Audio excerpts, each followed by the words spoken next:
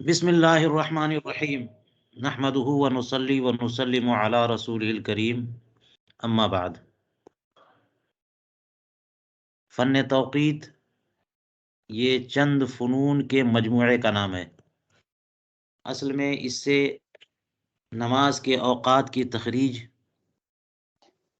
کرنے کا طریقہ سیکھا جاتا ہے،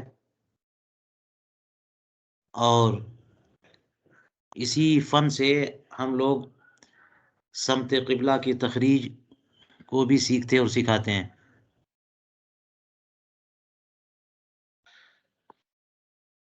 اصل میں یہ فن جو ہے علم حیات، علم ہندسہ، اور علم ہندسہ کی کئی شاخیں ہیں، جس کو ایک کو علم مثلث اور مثلث کروی بھی کہتے ہیں، ٹریگنومیٹری بھی ہوتی ہے، جغرافیے کا بھی اس میں دخل ہے، اور میتھمیٹکس یعنی ارتھمیٹک جو ہوتا ہے یعنی حساب، اس کا بھی اس میں بہت دخل ہے۔ اسی طرح سے جغرافیے کا ایک بہت بڑا حصہ جو ہے کہ پوری زمین کو ناپ کر کے، پیمائش کر کے، جو لوگوں نے، ماہرین نے اسے چند حصوں میں تقسیم کیا، جسے طول البلد اور عرض البلد کہتے ہیں، اس کو بھی سمجھنا بہت ضروری ہے۔ تو اس طرح سے 4-5 فنون کے مجموعے کا نام ہے علم توقیت۔ اس لیے ہر فن کے مبادی کچھ نہ کچھ سمجھے جائیں گے، ان کا تذکرہ سامنے آئے گا انشاءاللہ۔ اس کی یعنی اس فن کو منضبط کیا ہے ہمارے امام اہل سنت، مجدد دین و ملت، اعلی حضرت امام احمد رضا فاضلی بریلوی رضی اللہ تعالیٰ عنہ نے۔ انہوں نے اس فن کو بہت ہی مہارت کے ساتھ اپنے فتاوی میں استعمال کیا ہے۔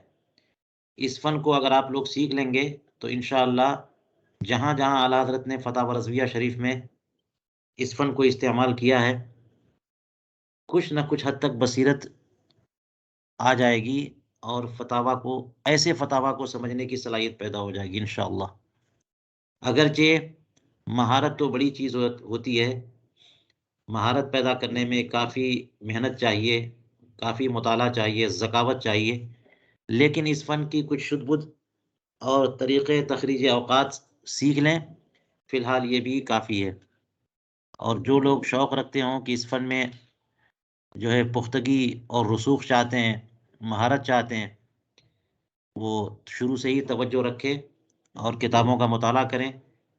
کتابیں بہت دستیاب ہو جائیں گی انشاءاللہ، اور کلاس میں جب کلاس ختم ہو سوالات کریں، تاکہ سوالات پہ ہم غور کریں اور اس میں اور مزید مہارت پیدا کرنے کی کوشش کی جائے۔ اعلیٰ حضرت نے اس فن کی مہارت کو منتقل کیا اپنے خلیفہ اور شاگرد تلمیذ رشید حضرت ملک العلماء علامہ ظفر الدین بہاری رحمہ اللہ کو۔ انہوں نے کتاب لکھی جس کو یہ کتاب ہے توضیح التوقیت۔ آپ حضرات کو اسکرین نظر آ رہی ہے؟ جی حضور، جی جی حضرت نظر آ رہی۔ یہ توضیح جی التوقیت حضرت۔ الجواہر والیواقیت فی علم التوقیت، یہ ملک العلماء نے لکھی کتاب، لیکن اعلیٰ السلام حضرت علیکم، وعلیکم السلام ریکارڈنگ جی سٹارٹ کر دیں۔ ہاں، ریکارڈنگ ہو رہی ہے۔ اعلیٰ حضرت نے جو کچھ سکھایا، ملک العلماء نے اسے یہاں پر سپرد قلم کر دیا۔ یہ پوری کتاب ہے آپ کے سامنے، اور اسی کتاب کا خلاصہ اور نچوڑ ہے زبدۃ التوقیت، یہ کتاب جسے ان کے شاگرد رشید حضرت علامہ سید محمد افضل حسین مغیری علیہ رحمہ انہوں نے لکھا۔ یہ چونکہ اس کے مقابل میں آسان ہے اور اس کا خلاصہ ہے، اس لیے اسی سے ہم انشاءاللہ ہم اپنا ماخذ اور مرجع اسی کو قرار دیتے ہیں۔ حسب ضرورت ہم دیگر کتابوں کو بھی استعمال کریں گے، اور بہت ساری معاون کتابوں کو بھی انشاءاللہ استعمال کریں گے۔ یہ دیکھیے ملک العلماء کی کتاب، ملک العلماء کی کتاب، یہ تبرک ہے کہیں مل جائے تو آپ حضرات اسے رکھیں، یا پھر اسی PDF سے آپ لوگ جو ہے نا اسے چاہیں تو پرنٹ کر لیں. 2-3 کتابیں تو پرنٹ کر لینا بہتر ہے.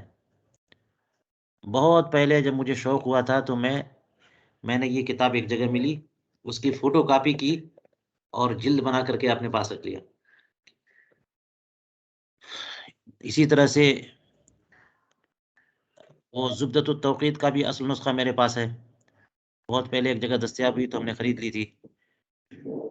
اور یہ سب کتابیں نادر کہیں مل جائیں ضرور خرید لینی چاہیے.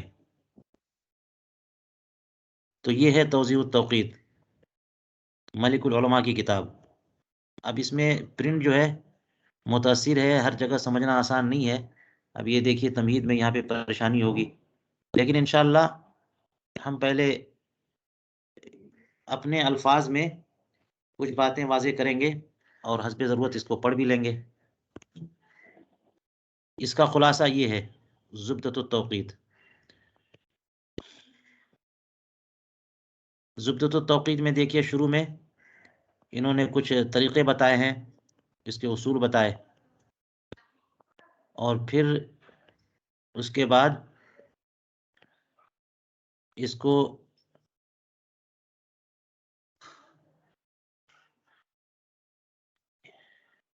ان قواعد پر عمل بھی کیا، یعنی اس کی مشق بھی لگا کے دکھائی آپ حضرات کے لیے. تو اس کو ہم انشاءاللہ سمجھنے کی کوشش کریں گے. اصل میں دیکھیے فن توقید میں پہلے جو نماز کے اوقات ہیں، یعنی وہ تمام اوقات جن کی تخریج ہمارے لیے ضروری ہے، ان کی تخریج کا طریقہ ہم معلوم کرتے ہیں. جیسے مثال کے طور پر فن توقید میں ہم کو معلوم ہونا چاہیے طلوع شمس،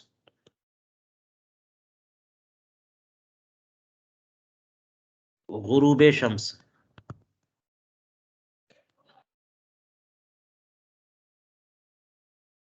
اسی طرح سے طلوع صبح صادق،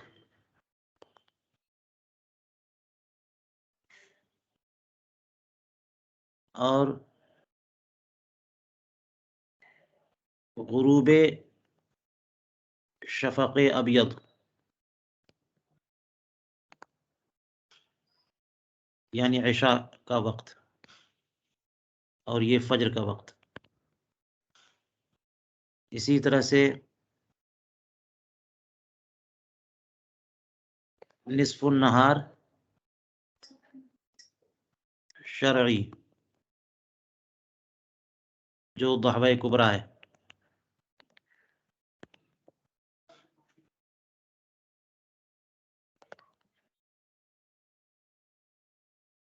نصف النہار عرفی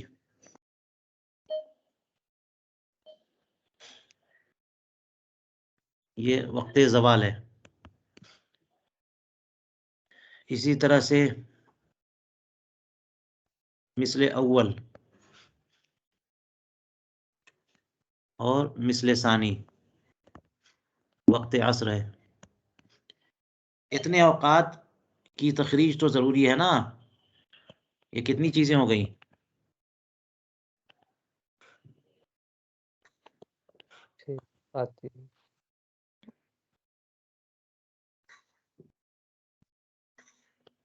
آتی ہے. اور مثل اول مثل ثانی دونوں کی الگ الگ تفصیلات ہوگی تو 8 ہو جائیں گی چیزیں. تو اس طرح سے ان امور ان اوقات کی تخریج کا طریقہ ہم سیکھ لیں گے تو اس کا مطلب فن توقید ہمیں آ گیا. کس قدر اہم ہے ہمارے پاس، چونکہ آج کی ڈیٹ میں پورا کے پورا ایپ ہوتا ہے اوقات صلاۃ کا. ہم کلک کرتے ہیں اور وہ وقت بتا دیتا ہے کہ فجر کا وقت یہ ہوگا، ظہر کا یہ وقت ہے، عشاء کا وقت یہ ہے. تو پھر ہم اسی پر اعتماد کر کے اپنی نمازیں ادا کرتے رہتے ہیں. یا پھر یہ کہ اگر ایپ نہیں ہے تو وہ کیلنڈر اوقات صلاۃ کا کیلنڈر تیار ہوتا ہے مختلف علاقوں میں، پورے سال کا پرپیچول کیلنڈر جس کو کہتے ہیں، پورے سال کا کیلنڈر، دائمی تقویم. اس طریقے سے ہم لوگ استعمال کر کے خوش ہو جاتے ہیں اور مطمئن ہو جاتے ہیں، لیکن جن اصول پر اور جن قواعد پر وہ تقویم تیار کی گئی یا وہ ایپ تیار کیے گئے، وہ آخر کیا اصول اور کیا قواعد ہیں، انہی اصول اور قواعد کو تو سیکھنا ہے، اسی کو فن توقید کہتے ہیں۔ اور اس فن کو سیکھنے کا فائدہ کیا ہوگا؟ آپ کہہ سکتے ہیں کہ فائدہ کیا ہے، جبکہ ہمارے پاس ڈیٹیل موجود ہے کیلنڈر کی شکل میں یا ایپ کی شکل میں کہ سورج آج کتنے بجے نکلا، صبح صادق کتنے بجے کتنے بج کے کتنے منٹ پہ ہوئی، سن سیٹ یعنی غروب آفتاب کتنے بجے ہے، سب ہمارے پاس تفصیل موجود ہے۔ تو اس کا فائدہ کیا ہے؟ اس کا فائدہ سب سے بڑھ کے اللہ تبارک و تعالی کی قدرت پر ایمان کا مستحکم ہونا اور اس کی معرفت حاصل کرنا۔ جب ہم نظام عالم کو سمجھیں گے، چونکہ توقید میں دیکھیے گا کتنے نظاموں کی تشریح آئے گی ساتھ میں، اس کو سمجھیں گے تو ایک طرح سے ہمیں بصیرت حاصل ہوگی۔ اور دوسرا فائدہ یہ ہے کہ ہم لوگ بہت زیادہ ڈیپینڈنٹ نہیں رہیں گے ان ایپس اور ان کیلنڈرز پہ۔ وجہ یہ ہے کہ کیلنڈرز بنانے والے بھی انسان ہیں، ایپ بنانے والے بھی انسان ہیں۔ آپ دیکھیے گا کہ جب آپ سیکھیں گے تو آپ کو اپنے اندر خود اعتمادی پیدا ہوگی، خود اعتمادی پیدا ہوگی۔ اس کی بنیاد پر یہ آپ چیک کر سکتے ہیں کہ ان لوگوں نے کہیں غلطی تو نہیں کی۔ اگر آپ اعلیٰ حضرت کے فتاویٰ کا مطالعہ جاری رکھتے ہیں تو آپ کو اندازہ ہوگا کہ جگہ جگہ اعلیٰ حضرت اس قسم کی جنتریوں اور تقویمات پر کتنا شدید رد عمل ظاہر کرتے ہیں، کتنی سخت مذمت کرتے ہیں کہ ان کی تفصیلات کو بالکل جزاف قرار دیتے ہیں، بڑی بڑی غلطیاں نکالتے ہیں۔ تو یہ اس زمانے کے ماہرین پر اعلیٰ حضرت نے غلطیاں نکالی۔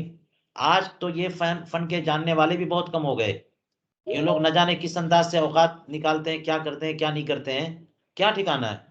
اور ہم لوگ آنکھ بند کر کے ان ایپس پر اعتماد کرتے ہیں، کیلنڈرز پہ اعتماد کرتے ہیں۔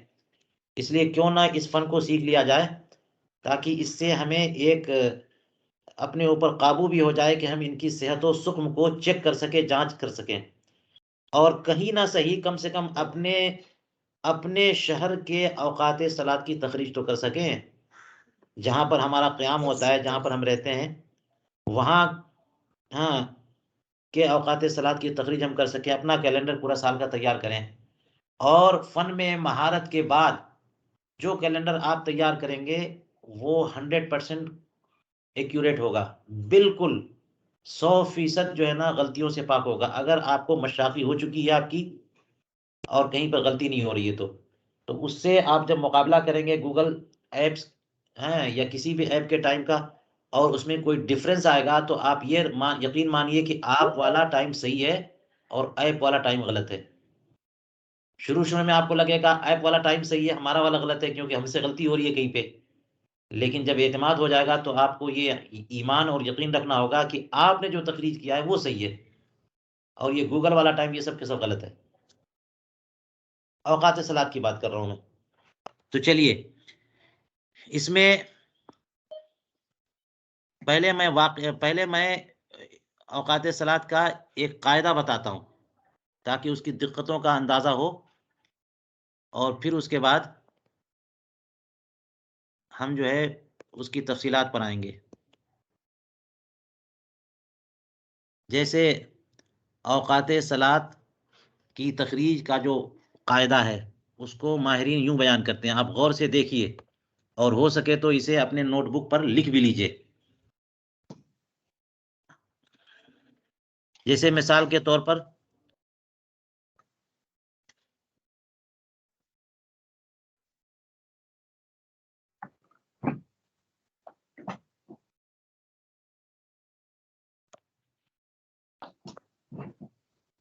میں اپنے الفاظ میں اس کو لکھتا ہوں، یہاں بھی دیکھیے توضیح التوقیت میں، زبدۃ التوقیت میں انہوں نے بیان فرمایا۔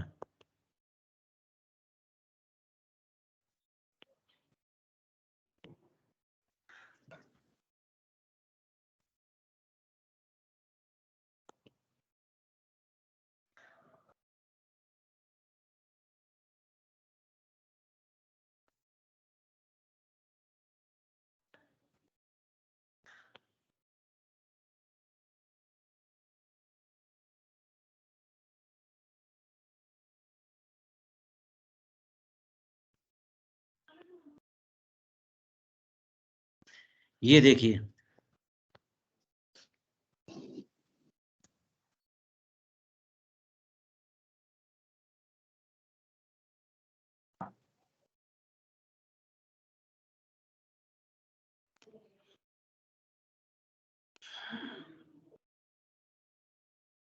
طلوع و غروب کی تخریج کا قاعدہ. پہلے اسے غور سے صرف دیکھ لیجئے یا نوٹ کر لیجئے، ہو سکتا ہے کچھ بھی سمجھ میں نہ آئے. اس کے بعد انشاءاللہ ہم اپنی تفصیل ذکر کریں گے، مبادیات کا سلسلہ شروع کریں گے. فرمایا کہ عرض البلد اور میل شمس کا سیکنڈ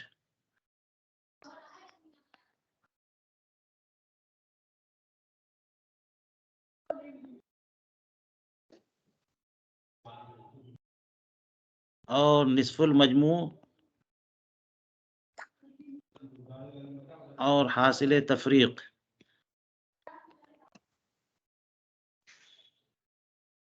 کا سائن جمع کریں.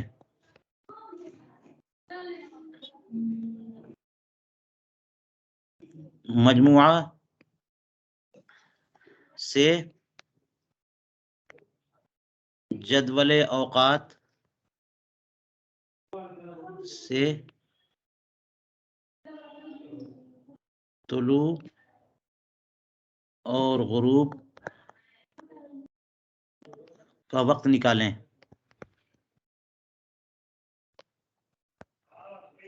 پھر تعدیل ایام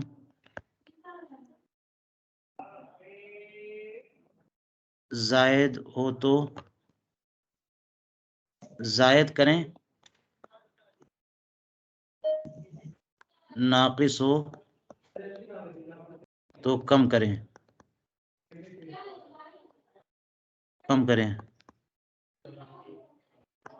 پھر تعدیل مروج ٹائم کا عمل کریں.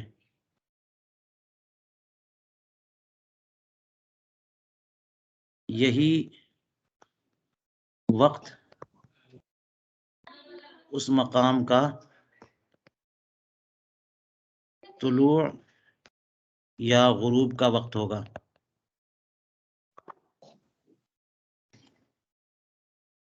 یہ ہو گیا قاعدہ، اس کو آپ چاہیں تو لکھ لیں. یہ ہو گیا طلوع اور غروب کی تخریج کا قاعدہ. اب دیکھ لیجئے اس میں سب چیزیں جو ہیں وہ یہ سب اصطلاحات سب کو سمجھنا ضروری ہے، ورنہ کچھ سمجھ میں نہیں آئے گا.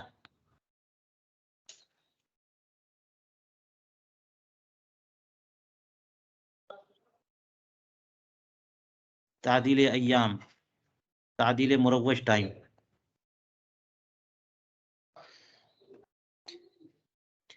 جی بتائیے اس میں کچھ سمجھ میں آ رہا ہے؟ نہیں آ رہا ہے. ہاں اب یہ ہے قاعدہ. لگے گا کہ بڑا مشکل معاملہ ہے، لیکن اب اس پہ اسی کو سمجھنا ہے تو ہم کو بڑی تفصیلات کی ضرورت ہے.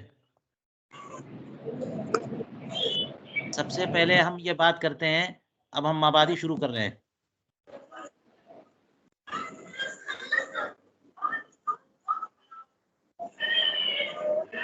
سب سے پہلے ہم عرض البلد کی بات کرتے ہیں. عرض البلد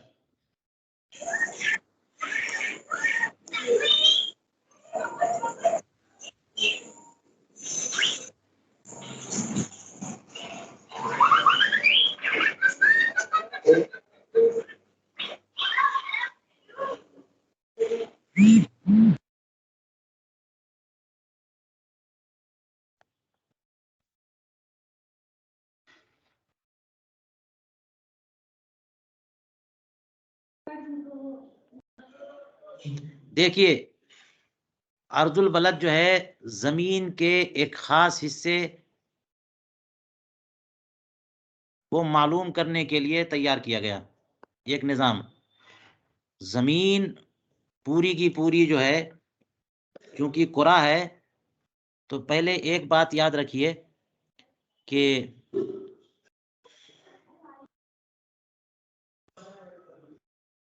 علم ہندسہ میں ایک قرآ کو 360 حصوں پر تقسیم کرتے ہیں. ایک قرآ بنا لیجیے اپنے اس میں، ایک قرآ کو 360 حصوں پر تقسیم کرتے ہیں. ان 360 کو ڈگری مانتے ہیں.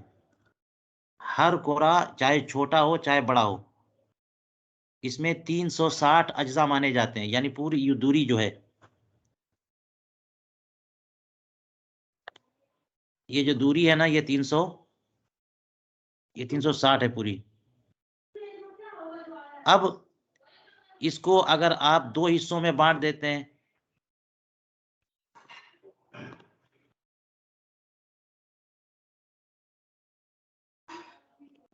یعنی ایک خط آپ کھینچیے اوپر سے نیچے، اور ایک خط کھینچ دیجیے آپ. یہ ایک خط جو آپ نے کھینچ دیا، اس نے اس پورے دائرے کو 2 حصوں میں تقسیم کر دیا. تو اب ہر دائرہ کتنا ہو گیا؟ 360 کو 2 حصوں میں بانٹے، 180 ڈگری ہو گیا.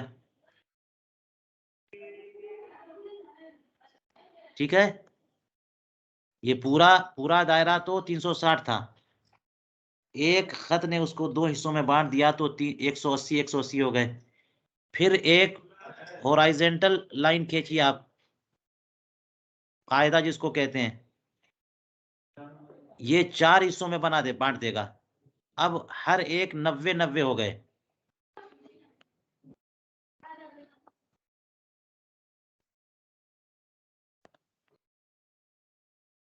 تو 90 کو 4 سے اگر ضرب دیں گے تو 360 ہو جائیں گے، یعنی 4 حصوں میں بانٹا تو ہر ایک حصہ 90 ڈگری کا نکلا.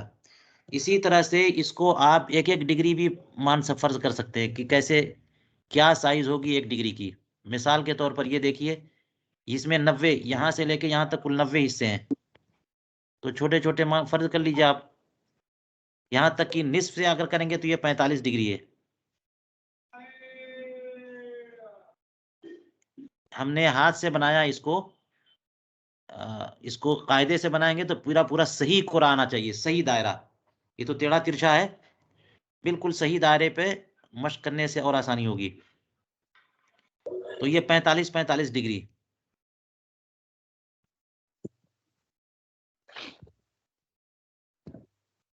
یہ نظام سمجھنے کی ضرورت ہے. ہر قرآ 300 چھوٹا ہو تب بھی، پوری زمین ہو تب بھی، سورج جو ہزاروں ہزار گنا بڑا، لاکھوں گنا بڑا ہے زمین سے، ہر قرآ اور ہر دائرے میں 360 اجزاء فرض کیے جاتے ہیں. 360 حصوں میں اس کو تقسیم کیا جاتا ہے. ٹھیک ہے جی. اب معاملہ یہ ہے کہ یہ تو دائرہ ہے نا، یہ دائرہ ہے، اس کو ہم سرکل کہتے ہیں. اب ایک ہوتا ہے قرآ. قرآ کیا ہوتا ہے؟ قرآ میں بال جیسے گیند. یہ تو دائرے کا تو بس ایک ہی سطح ہے نا، دائرے کی بس ایک سطح ہے. لیکن قرآ جو ہوتا ہے وہ گیند، یعنی اس میں عرض، عمق، سطح، عرض، عمق، سب چیز، طول، عرض، عمق سب موجود ہے. تو اس کو دائرہ نہیں بلکہ اس کو قرآ کہتے ہیں. اس کو اسفیئر کہتے ہیں، قرآ. تو جب ایک قرآ کے اندر عرض بھی موجود ہے، طول بھی موجود ہے، عمق بھی موجود ہے، جیسے ایک گیند ہو، فٹ بال دیکھ لیجیے آپ، اس میں زمین جو ہے ایک پوری قرآ ہے. زمین ایک قرآ ہے. گلوب میں آپ دیکھیے، اس زمین کے بالکل بیچوں بیچ، زمین کو قرآ مانیے، یہ اس کو قرآ مانیے جو دائرہ میں نے کھینچا چھوٹا والا، اس کے بالکل بیچوں بیچ ایک فرضی خط مانا گیا جو زمین کو 2 برابر حصوں میں بانٹ دیتا ہے، ایک شمالی اور ایک جنوبی. اسی خط کو خط استوا کہتے ہیں.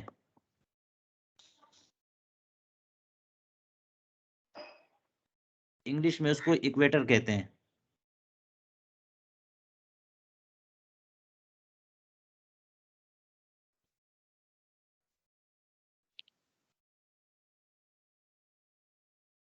تو اب دیکھیے زمین کی یہ خط استوا سے جو ادھر کی دوری ہے، یہ ہمارا انڈیا پاکستان اس ایریے میں، یہاں پر یہ پورا یہ شمالی ہو گیا، اور ادھر کی جو دوری ہے یہ جنوبی ہے. تو خط استوا سے ادھر کی دوری اور ادھر کی دوری، اسی کو عرض کہتے ہیں. لیکن دونوں طرف کی دوری کو 90 چونکہ یہ کرہ کو 4 حصوں میں بانٹیں گے نا، اور ہم نے پہلے بتا دیا کہ کسی سرکل کو یا کرہ کو جب 4 حصے میں بانٹیں گے تو ہر حصہ 90 ڈگری ہوگا، ہر حصے کے 90 درجات مانے جائیں گے. تو یہی خط استوا سے شمال کی دوری کتنی ہے اسی کو عرض البلد کہتے ہیں. یہ پوری کی پوری دوری آخر تک محیط تک جو ہے نا 90 ڈگری ہوگی. یہ دوری جتنی بڑھتی جائے گی عرض البلد بڑھتا جائے گا. یہ دوری شمال کی طرف بھی ہو سکتی ہے اور جنوب کی طرف بھی ہو سکتی ہے، ادھر بھی. اگر ادھر دوری ہے تو ہم کہیں گے عرض البلد شمالی، اور خط استوا سے دوسری طرف دوری ہے تو اس کو کہیں گے عرض البلد جنوبی. یہ عرض البلد شمالی اور یہ عرض بلد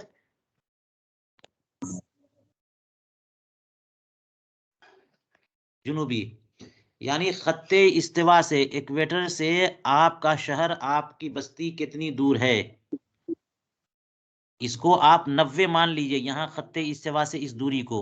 یعنی جو دائرہ ہے جس کو محیط ہم کہتے ہیں، محیط دائرہ سے خط استوا سے محیط دائرہ کی طرف کتنی دوری ہے. قریب ہے تو 20-25 ہوگا، جیسے اب اور دور ہے تو 30-40 تک پہنچتا ہے، 50-60 کے بعد پھر سردی کا موسم شروع ہو جاتا ہے، برفی برف ہوتی ہے. تو خط استوا سے شمالاً اور جنوباً مقام کی دوری کو عرض بلد سے تعبیر کیا جاتا ہے. یہ ہے عرض بلد. اور طول بلد کیا ہے؟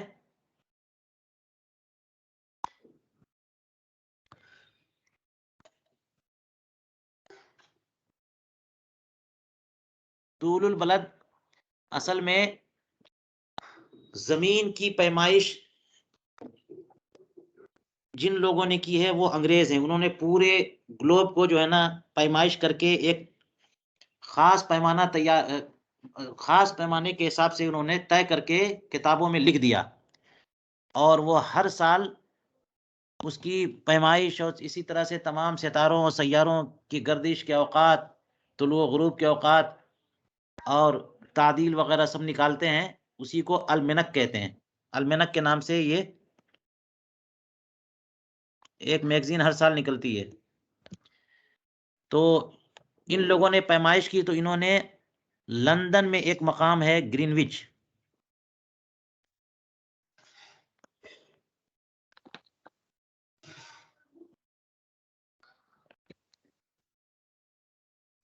اس کو مرکز زمین مانا انہوں نے. تو اس سے شمال اور جنوب کی دوری نہیں بلکہ شرق و غرب کی دوری کو طول البلد کہتے ہیں. لندن سے یہ گرینوچ سے شرق و غرب کی دوری کو طول بلد کہتے ہیں. اس کا مطلب یہ ہوا کہ فرض یہ تو اب مثال کے طور پر یہ اس مقام پر توجہ کریے، یہ زمین ہے تو اس مقام پر اگر گرینوچ لندن ہے،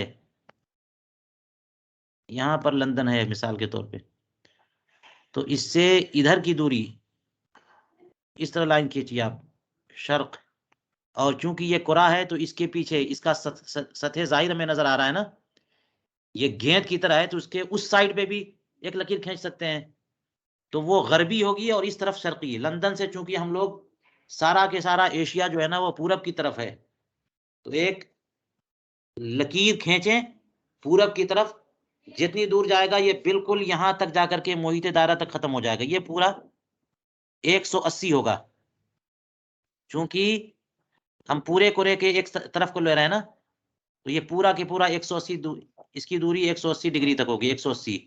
اور اسی طرح اس جگہ سے اس طرف لکیر لے کے جائیں گے کرہ کے دوسری طرف، تو وہ بھی 180. تو اسی دوری کو ہم طول البلد کہتے ہیں. لندن سے کتنی دوری ہے پورب کی طرف؟ لندن سے پورب کی طرف کتنی دوری ہے؟ 70 ہے، 80 ہے، 90 ہے، کیا ہے؟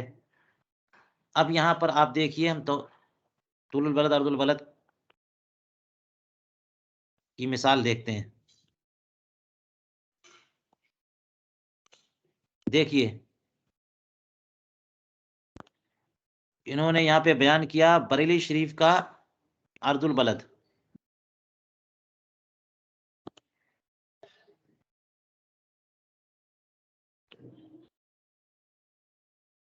اٹھائیس 21 بریلی شریف کا عرض البلد کیا ہے؟ 28 21. اس کا مطلب یہ ہوا کہ عرض البلد یہاں سے دوری ہے 28 21، اور یہ پورا 90 ہے. سوچ لیجئے کہاں پر ہے بریلی شریف کا 28 21. 28 درجہ 21 دقیقہ.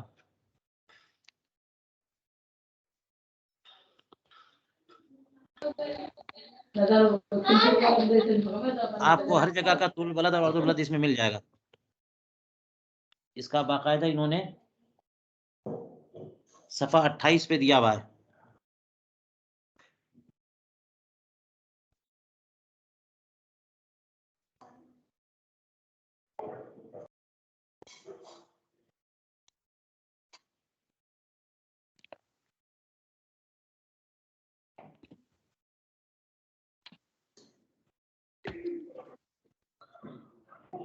یہ دیکھیے مکہ معظمہ، مدینہ منورہ، سب کا طول البلد عرض البلد دیا ہے. یہ عرض البلد ہے اور یہ طول البلد ہے. آپ اپنے شہر کا دیکھ لیجئے،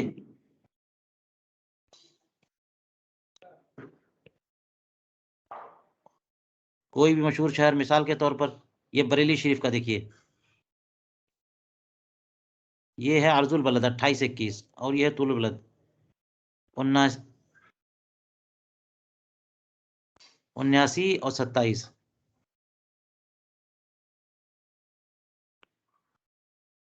بنارس کا دیکھ لیجئے،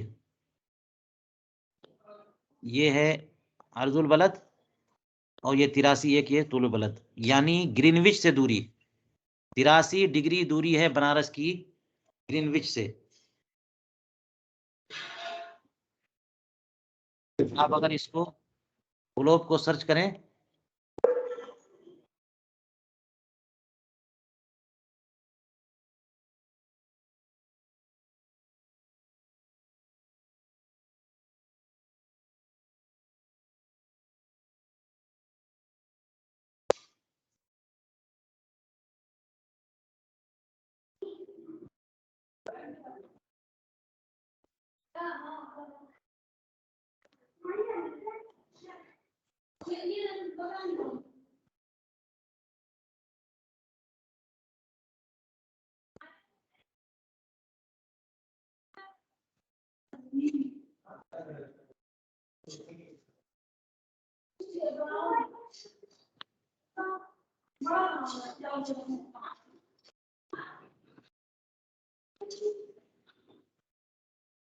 دیکھیے گلوب کو اس طرح دکھایا انہوں نے. اب یہ موڑ نہیں سکتے اس کو.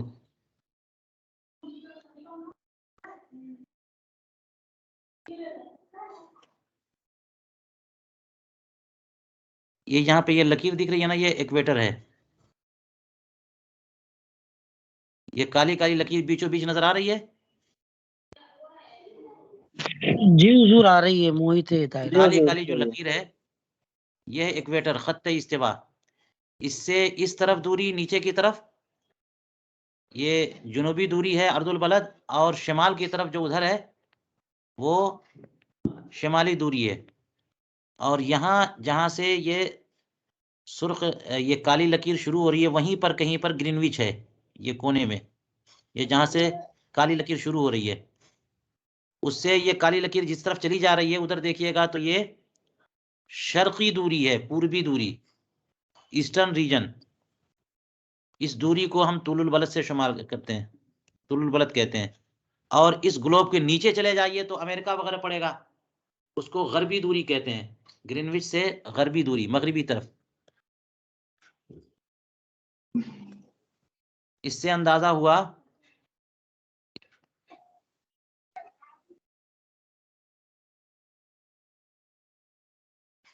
کہ